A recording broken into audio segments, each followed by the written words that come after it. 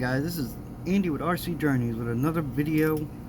I think we're just gonna put this back together. We're gonna run it like it is. I'm gonna need to get a torch to heat this up to change it, and I'm not even sure. Hold on a minute. Yeah, I don't think that's gonna fit on there either. Anyway, I was gonna try to fix the mesh on here, but it ain't coming off. They give you like this little tool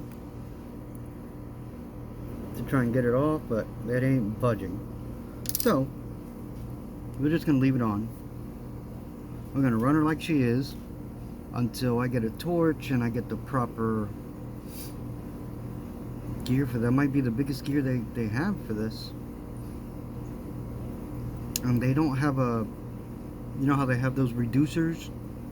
I think they only got those for the 3.17 mil to 5 mil. I don't think they have for the little motors to a 3.7 mil. Somebody should make those. They probably sell quite a bit of them.